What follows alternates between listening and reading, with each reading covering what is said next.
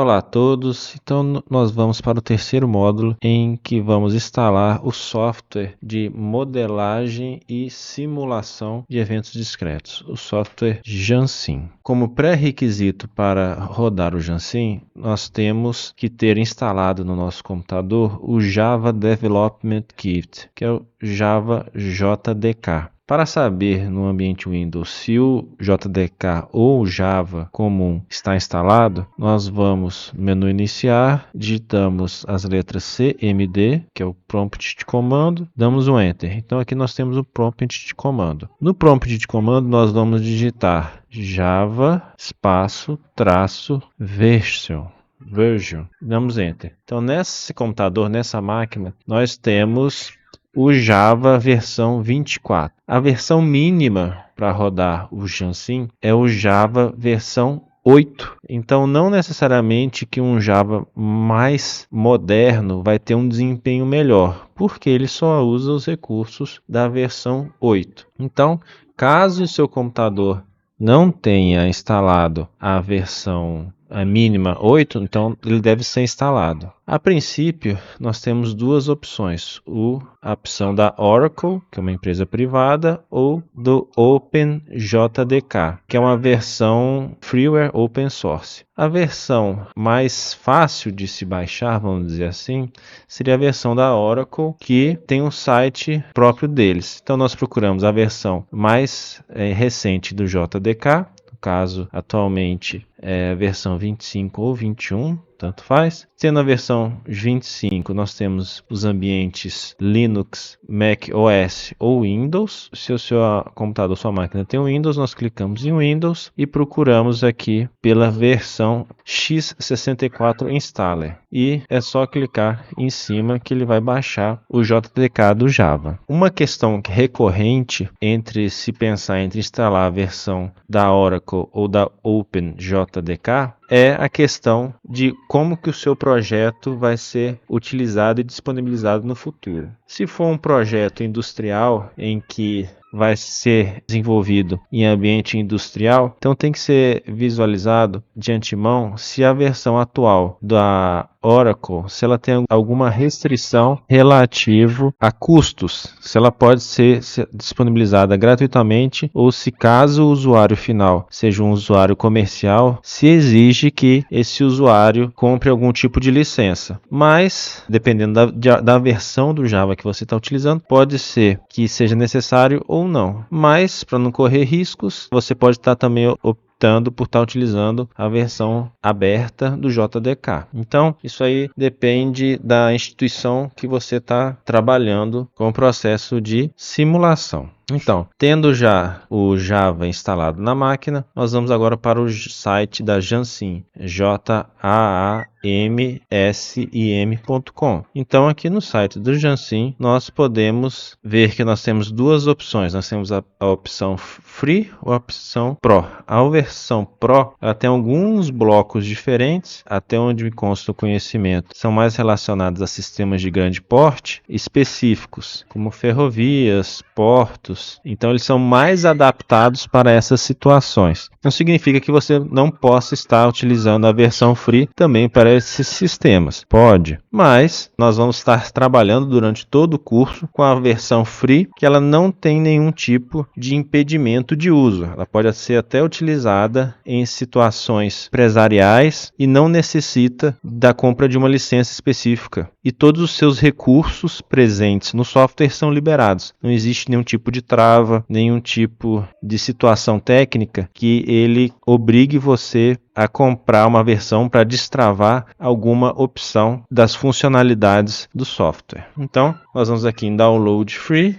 e nós baixamos. No caso, estamos num sistema Windows, nós vamos aqui Download 64 bits, ou se você está num sistema Linux ou Mac OS, você também pode ter Windows, pode estar usando esse empacotamento aqui, JAR. Por quê? O Jansim ele é todo desenvolvido em linguagem Java. Então o empacotamento dele, .jar, mas no caso eu vou estar trabalhando com a versão 64 compilada para o Windows. A versão atual dos testes desse vídeo é a versão 2025.10. Então nós clicamos aqui em baixar. Depois de baixado, o Jansim ele gera esse executável. Uma coisa que é interessante é que esse executável ele é portátil, ele não instala na máquina, então ele é muito leve. Essa versão tem apenas 17.4 megabytes, ele não precisa ser desempacotado, ele é executado de imediato. A primeira vez que ele executa no computador Windows, o Windows ele não reconhece esse software. Ele não teve nenhum protocolo de instalação, porque ele é portátil. Então, o Microsoft Defender, ele visualiza, mas ele pergunta, você quer executar esse aplicativo? Então, você coloca mais informações, olha, eu tenho o aplicativo Jansim 25, e eu falo, olha, eu quero executar mesmo assim. Tudo dando certo, nós conseguimos gerar aqui o ambiente do Jansim. O ambiente do Jansim, ele é como se fosse uma prancheta, como se fosse uma folha em branco de desenho técnico quadriculado. Então a gente pode perceber que nós temos essa área principal em que nós podemos desenhar o nosso modelo, o nosso fluxograma de modelo. Então essa aqui é uma vista, de certa forma, em 3D, em 3 dimensões, então nós conseguimos fazer movimentações. Então com o botão direito do mouse, nós clicamos na área em branco, nós conseguimos arrastar, de acordo com o movimento do mouse. Com o clique do botão direito, nós conseguimos mudar, rotacionar o nosso plano de trabalho. E quando nós queremos ter uma visão aérea em 2 dimensões, nós vimos aqui no botão 2D, 2D View, e aí a gente tem uma visão aérea do nosso sistema. Se nós quisermos voltar para a visualização em 3 dimensões, nós desmarcamos a visualização 2D. Então, nós temos aqui a nossa área de trabalho, que é a nossa visualização, o View. Nós temos o nosso cabeçalho. No nosso cabeçalho, nós temos aqui o file é para criar um novo modelo, ou abrir um modelo já existente, ou salvar o modelo atual. Nós temos aqui a opção Edit, de fazer ou refazer, como se fosse um editor de texto que nós podemos fazer ou refazer algum comando realizado. Nós temos as ferramentas. Então, nas ferramentas, nós temos aqui as áreas de visualização. Nós podemos visualizar as ferramentas, as áreas básicas, ou fechar todas as áreas para a gente ter só a nossa área principal do nosso modelo. Então, aqui nós temos as áreas, que seria o Model Builder, onde tem os blocos para a construção do nosso fluxograma, o Object Selector, então nós podemos visualizar o objeto selecionado ou selecionar parte deles. Nós temos o Input Editor. O Input Editor é onde as informações são colocadas para cada bloco. Output Viewer são os valores gerados para cada bloco. E nós temos aqui as propriedades. Então, o Property View e Log Viewer e o Event, eles são relacionados a eventos da simulação. Se der algum erro de compatibilidade, alguma coisa nesse sentido, eles aparecem no nosso modelo. Então, essas áreas aqui de edição, elas estão respectivamente distribuídas na nossa área visual. Então, aqui o Model Builder são os blocos que a gente clica e arrasta para a nossa área de trabalho. Então, nós temos aqui blocos gráficos de algum tipo de representação de objeto 2D ou informações. Então, nós temos, vamos supor, um bloco que nós podemos colocar no nosso sistema e colocar figuras associadas nele. Então, o que eu fiz? Eu quero estar trabalhando com o Display Entity e, a partir do Display Entity, a partir do Model Builder, tem todos os elementos ou blocos que eu desejo para realizar o meu fluxograma. Então eu posso clicar e arrastar para a minha área de trabalho. Então vamos supor que eu vou colocar um bloco. Então eu posso clicar com o meu botão esquerdo e arrastar para a minha área de trabalho. E aqui, vou colocar em 2D para ficar uma vista aérea do meu fluxo, do meu sistema. Eu tenho o meu bloco. Então eu cliquei e arrastei. Veja que ele se une ao meu gradiente, à minha grade, e aqui eu posso movimentar ele. Se eu clicar em cima dele, ele vai ficar marcado com essa áurea verde. Então esse objeto está selecionado. Se eu clico em outro objeto, então o objeto selecionado tem uma áurea, tem essas delimitações aqui das suas faces em verde limão. Então, o meu objeto selecionado ele fica com essa marcação em verde limão. Se eu seguro o botão Ctrl e clico com o botão esquerdo do mouse, eu consigo movimentar o meu objeto dentro do meu sistema. Então, com o botão Ctrl pressionado, a gente consegue movimentar o nosso objeto na nossa plano quadriculado. Então, a gente consegue reposicionar, tá certo? Em Model Builder, eu consigo selecionar objetos diferentes. Eles podem ser o tipo gráfico, as distribuições de probabilidade em que eu vou estar associando ao meu sistema. E,